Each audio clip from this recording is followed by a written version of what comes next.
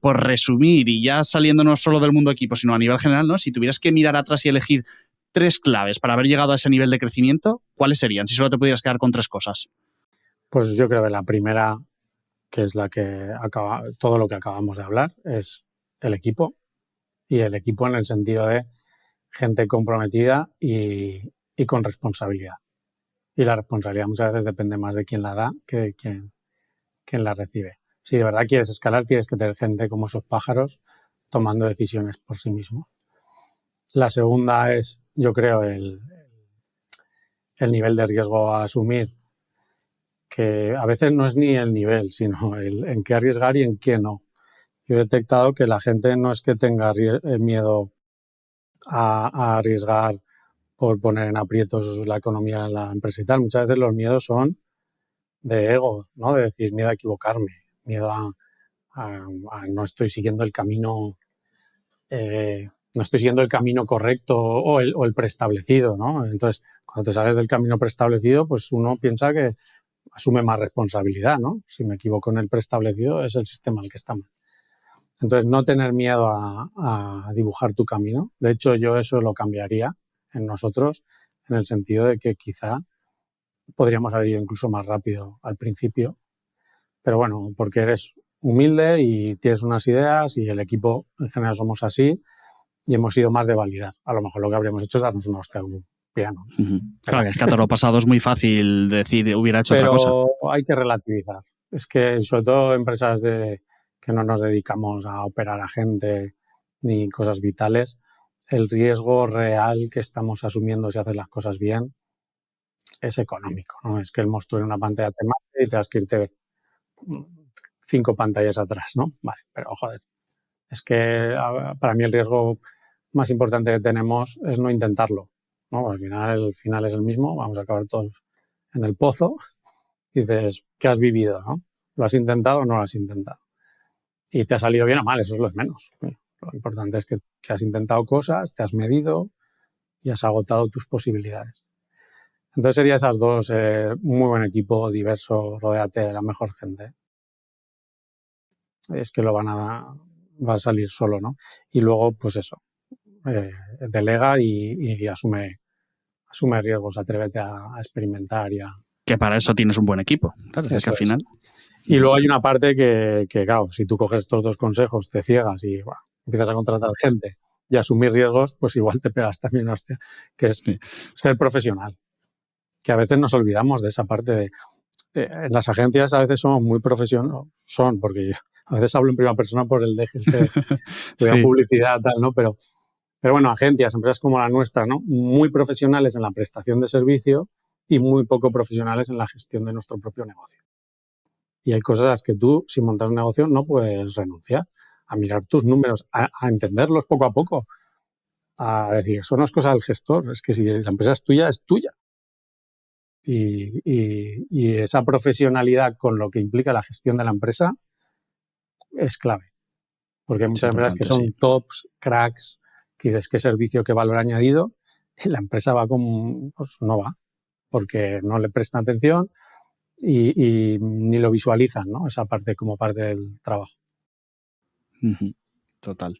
Bueno, pues apuntado en piedra, súper importante, porque yo creo que ya a muchos nos gustaría, por todo lo que has contado, acercarnos aquí un poquito a todo lo que ha conseguido 480. Y Alfredo, vamos a ir con el bloque final de preguntas de nuestro partner Bad Advisors, liderado por Daniel Casal, una boutique especializada en fusiones y adquisiciones en la industria del marketing, la publicidad y tecnología. Así que creo que te viene como anillo al dedo este bloque, ¿no? Porque creo que si para algo caracteriza 480 es un crecimiento muy rápido, lo hemos dicho varias veces, por la adquisición de otras empresas. No sé si para ti, si siempre habéis tenido clara esta opción en vuestro plan de crecimiento, o se presentó primero una oportunidad y a partir de ahí dijiste, ostras, que igual este modelo no lo planteaba, pero es muy natural para nosotros. Sí, no estuvo, desde luego, no montamos la empresa con intención de comprar empresas. Esa es la realidad. Lo que pasa es que conforme íbamos avanzando y vimos lo difícil que era todo, creamos productos propios y veíamos que es una travesía por el desierto brutal, ¿no? Pues todo arrancó más bien mirando cómo hacían el resto de empresas, analizando el tejido empresarial, sobre todo España, ¿no? Que es donde nos movíamos nosotros, Y ahí fue donde sí que surgió la idea, ¿no? Porque al ver el tejido y ver las empresas y analizar tantas empresas, yo al final tengo una formación también en investigación de mercados, entonces como que siempre he tenido esa inquietud. Y me di cuenta de que las empresas tecnológicas en España eran muy pequeñas y siguen siéndolo en promedio. O sea, a lo mejor tenemos algunas consultoras de referencia, pero el promedio son empresas muy pequeñas. Es pequeño. Y cuando encontraba empresas de producto, que siempre pensamos, ¿no? Un producto de software y tal, nos vamos a las startups. También hay empresas que llevan 20, 30 años vendiendo producto de nicho y vi que tenían un tamaño interesante, pero que tampoco crecían mucho y tal. Y entonces es ahí donde vi la posibilidad de decir, joder, siempre había leído mucho, ¿no? Sobre la evolución de algunos mercados, en Alemania, la diferencia, ¿no? De que una cultura en un país tienda más a las integraciones, fusiones, eso hace que los conglomerados sean más grandes y hace que el país haya ido mejor en determinadas épocas, y a lo mejor la cultura española era de mucho respeto al integrarme con el vecino, ¿no? Si tengo un taller y enfrente hay otro, es de mirar por la ventana a ver qué hace, pero no de ir y decir, joder, ¿y si montamos un taller grande los dos? Entonces, con ese run que yo siempre lo había tenido en la cabeza y viendo cómo eran las empresas, pues empecé a plantearlo, ¿no? Decir, oye, voy a hacer números, y los números salían, ¿no? Eran diferentes, era arriesgado, no eran unos números que hubiera una plantilla como una hipoteca u otro tipo de inversión para una empresa como la nuestra. Y entonces empezamos a buscar y yo creo que la suerte fue empezar a ver alguna oportunidad viable para nosotros, ¿no? Las primeras fueron Asintec y Sofistic, así de cierto tamaño, porque ya al principio sí que teníamos la cultura, y un socio que entró al principio es Vicente, que también ha sido clave. Siempre hablamos de Sergio y yo, pero Vicente entró al poco tiempo como inversor, al principio una inversión pequeña para hacer nuestros primeros productos, ¿no? Y tenía un porcentaje pequeño. Pero él tenía una empresa también de desarrollo con un equipito y tal, y cosas interesantes para nosotros. Hablamos de operaciones pequeñas, ¿no? De facturaciones de 200.000 euros nosotros, la otra igual. Pero que ya con ese tamaño nos planteáramos quedarnos esa empresa de Vicente con algo de inversión, y ahí lo que hicimos es, ni miramos números ni nada, tres partes iguales porque éramos empresas pequeñas, y a partir de entonces fuimos como tres socios fundadores, ¿no? A Vicente se le puede considerar casi cofundador diferido, aunque nunca ha estado en el día a día, pero sí ha estado muy involucrado. Entonces sí que tengo esa cultura, pero no es que estuvimos pensando en comprar empresas, ¿no? Y al analizarlo y verlo surgió la oportunidad, cuadró y fuimos a por ello. No nos dejamos llevar por el primer input de qué locura estáis hablando, que eso sí que tuvimos. Mucho rechazo inicial. ¿Pero desde fuera o entre vosotros? Más desde fuera. Desde dentro yo creo que la gente a lo mejor pensaban, estamos locos, pero a la vez estamos locos, pero mola, ¿no? Es como... Sí. Y luego que era un mix de locura con mucha sensatez. Es que aquí nunca hemos ido con ideas locas sin trabajarlas. Y creo que eso también es una diferencia, porque hay mucha gente que es súper atrevida, que no hay que decirles esto de arriesga, sino más bien la parte de profesionalidad. Al revés. Sí, que antes lo mencionabas, que, a ver, está bien arriesgar o poner las cosas a prueba, pero esto es como siempre, con un riesgo siempre controlado, ¿no? Lógicamente.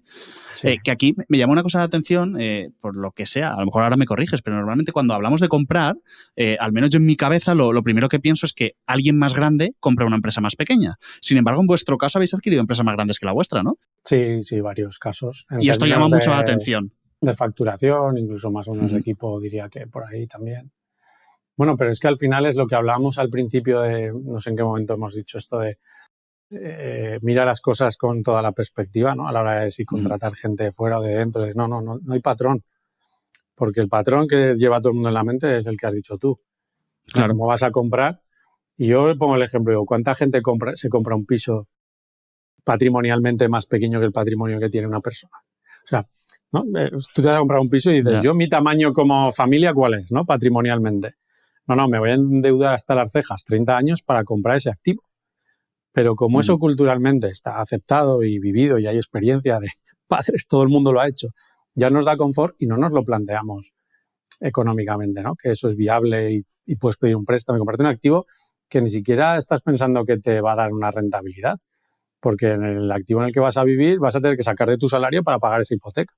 Esto es lo mismo, y dices, joder, nosotros como empresa ya seguramente la relación entre nosotros, aunque fuéramos más pequeños, y la empresa que compramos es más óptima que la de una familia que compra una hipoteca, ¿no? Entre su patrimonio y la hipoteca. Claro, porque una empresa que funciona ya está generando unos ingresos. Claro. No es como lo que tú dices, una hipoteca cuando te compras un piso son todo gastos. No es comprar, luego amueblarlo, luego tal, depreciaciones, sacar dinero de etcétera. Tu generación de ingresos, que eso es el trabajo, y ponerlo ahí.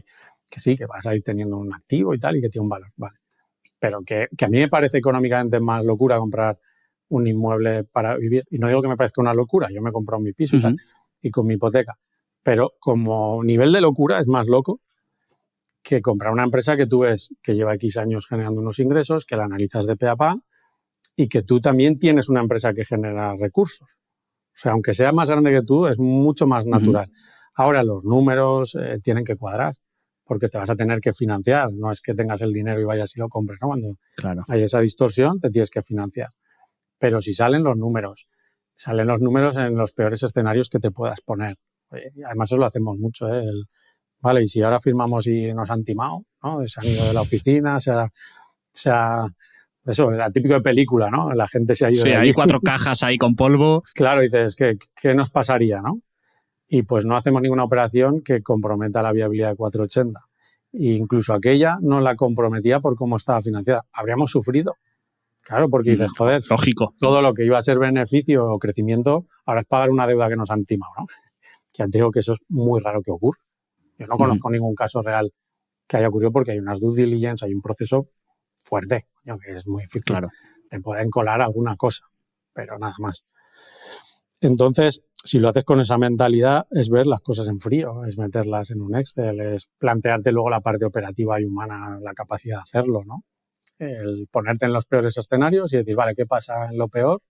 Soy capaz de asumir ese peor escenario y si eres capaz de asumirlo, pues entonces es un sí. Si es que no, pues piénsatelo. Claro, si en el peor escenario, yo que sé, no lo vas a poder sobrellevar o tal, pues a lo mejor ahí es donde te tienes que pensar. Pero no por creencias adquiridas.